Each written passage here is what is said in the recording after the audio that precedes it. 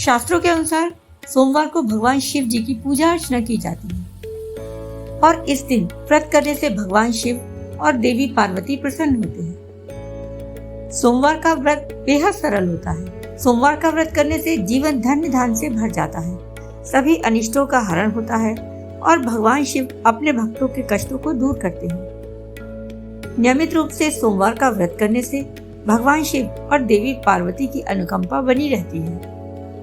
अमरपुर नगर में एक धनी व्यापारी रहता था। दूर दूर तक उसका व्यापार फैला हुआ था। नगर में उस व्यापारी का सभी लोग बहुत मान सम्मान करते थे। इतना सब कुछ होने पर भी वह व्यापारी अंतर्मन से बहुत दुखी था, क्योंकि उस व्यापारी की कोई पुत्र नहीं था। दिन रात उसे एक ही चिंता सताती रहती थी कि उसकी मृत्यु के बाद इतने बड़े व्यापार और धन संपत्ति को कौन संभालेगा।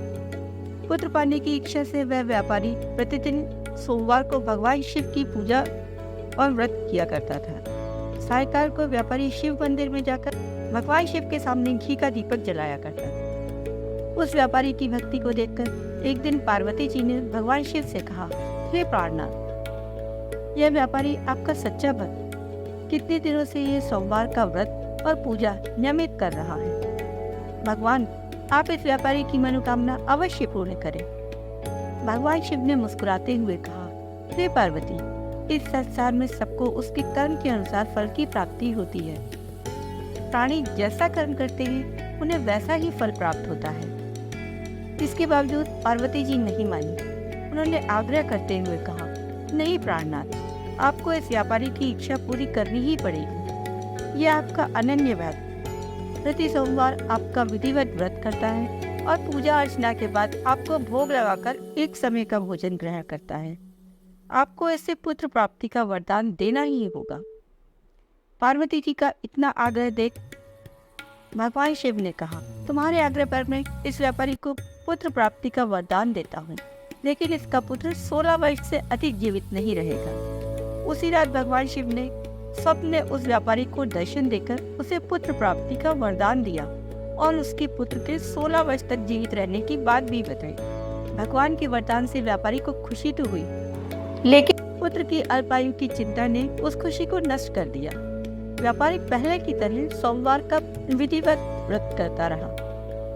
कुछ महीने पश्चात उसके घर अति सुंदर पुत्र उत्पन्न हुआ। पुत्र जन्म से व्यापारी के घर में खुशियां भर गई। बहुत धूमधाम से पुत्र जन्म का समारोह मनाया गया। व्यापारी को पुत्र जन्म की अधिक खुशी नहीं हुई, क्योंकि उसे पुत्र की अल्पायु के रहस्य का पता था। यह रहस्य घर में किसी और को नहीं मालूम था। विद्वान ब्राह्मणों ने पुत्र का नाम अमर रखा। जब अमर 12 वर्ष का हुआ तो उसे शिक्षा के लिए वाराणसी भेजने का निश्चय हुआ। व्यापारी ने अमर के मामा दीपचंद्र को बुलाया और कहा कि अमर को शिक्षा प्राप्ति के लिए वाराणसी छोड़ाओ। अमर अपने मामा के साथ शिक्षा प्राप्त करने के लिए चल दिया। रास्ते में जहाँ भी अमर और दीपचंद्र रात्रि में विश्राम के लिए ठहरते, वहीं यज्ञ करते और ब्राह्मणों को भोजन कराते थे। लंबी यात्रा के बाद अमर और दीपचंद्र एक नगर में पहुंचे।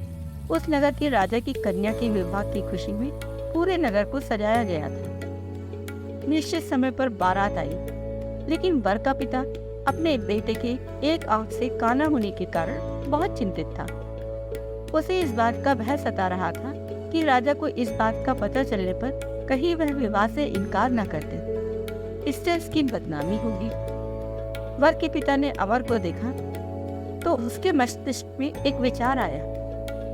उसने सोचा, क्यों ना इस लड़के को दूल्हा बुलाकर राजकुमारी से विवाह करा दूं। विवाह के बाद इसे धन देकर विदा कर दूंगा और राजकुमारी को अपने नगर में ले जाऊंगा। वर के पिता ने इसी संबंध में अमर और दीपचंद से बात की। दीपचंद ने धन मिलने के लालच में वर के पिता की बात स्वीकार कर ली। अमर को दूल्हे के वस्त्र पहनाकर राजकुमारी चंद्रिका से विवाह करा दिया गया। राजा ने बहुत सारा धन देकर राजकुमारी को विदा किया। अमर जब लौट रहा था तो सच नहीं छिपा सका। उसने राजकुमारी की ओढ़नी पर लिख दिया, राजकुमारी चंद्रिका, तुम्हारा विवाह तो मेरे साथ हुआ था। मैं तो वाराणसी में शिक्षा प्राप्त करने जा रहा हूँ।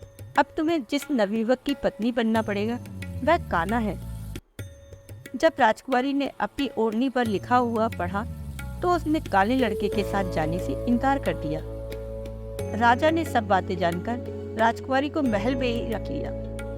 उधर अमर अपने मामा दीपचंद के साथ वाराणसी पहुंचा। अमर ने गुरुकुल में पढ़ना शुरू कर दिया। जब अमर की आयु 16 वर्ष की पूरी हुई तो उसने एक यज्ञ किया। यज्ञ की समाप्ति पर ब्राह्मणों को भोजन कराया और खूब अन्न वस्त्र दान किए। रात को अमर अपने शयन कक्ष में सो गया। शिव के वरदान के अनुसार शयनावस्था में ही अमर के प्राण पखेरु उड़ गए। सूर्योदय पर मामा ने अमर को मृत देखा तो रोने पीटने लगा। आसपास के लोग एकत्र होकर दुख प्रकट करने लगे। मामा के रोने विलाप करने के स्वर समीप से गुजरते भगवान शिव और माता पार्वती ने भी सुने।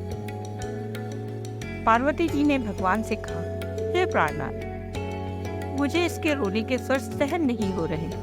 आप इस व्यक्ति के कष्ट अवश्य दूर करें। भगवान शिव ने पार्वती जी के साथ अदृश्य रूप में समीप जाकर अमर को देखा तो पार्वती जी से बोले, पार्वती, यह तो उसी व्यापारी का पुत्र है। मैंने इसे 16 वर्ष की आयु का वरदान दिया था। इसकी आयु तो पूरी हो गई है।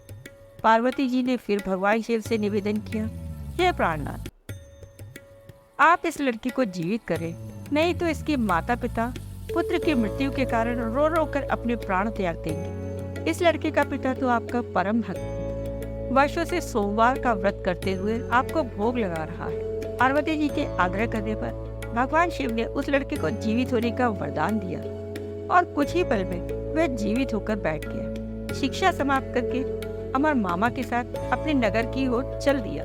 दोनों चलते हुए उसी नगर में पहुंचे जहां अमर का विवाह हुआ था। उस नगर में भी अमर ने यज्ञ का आयोजन किया। समीप से गुजरते हुए नगर के राजा ने यज्ञ का आयोजन देखा। राजा ने अमर को तुरंत पहचान लिया। यज्ञ समाप्त होने के बाद राजा अमर और उसके मामा को महल में ले गए और कुछ दिन उन्हें महल में रखकर बहुत सा धन, वस्त्र और राजकुमारी के साथ विदा किया। रास्ते में सुरक्षा के लिए राजा ने बहुत से सैनिकों को भी साथ में भेजा।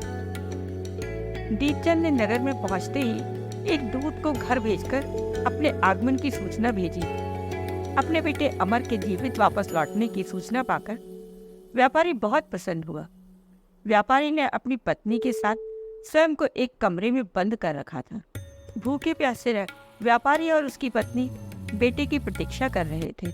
उन्होंने प्रतिज्ञा कर रखी थी कि यदि उन्हें अपने बेटे की मृत्यु का समाचार मिला तो वे दोनों प्राण त्याग देंगे। व्यापारी अपनी पत्नी और मित्रों के साथ नगर के द्वार पर पहुंचा। अपने बेटे के विवाह का समाचार सुनकर पुत्रवधू चंद्रिका को देखकर उसकी खुशी का ठिकाना न रहा। उसी रात भगवान शिव ने व्यापारी के स्वप्न में आकर कहा, हे श्रेष्ठी, मैंने तेरे सोमवार के व्रत करने और व्रत कथा सुनने से प्रसन्न होकर तेरे पुत्र को लंबी आयु प्रदान की है। व्यापारी बहुत प्रसन्न हुआ। सोमवार का व्रत करने से व्यापारी के घर में खुशियां लौट आई।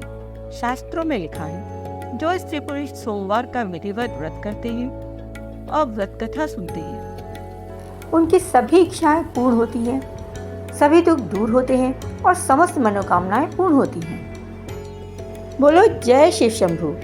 शंकर जी की जय हो। शंकर जी पार्वती जी की जय हो। हर हर महादेव, हर हर महादेव। इति सोमवार व्रत कथा। दोस्तों, अगर ये वीडियो अच्छी लगी हो तो प्लीज़ इसे शेयर कीजिएगा और सब्सक्राइब भी कीजिएगा। फिर मिलते हैं एक नई वीडियो के साथ। तब तक के लिए धन्यवाद।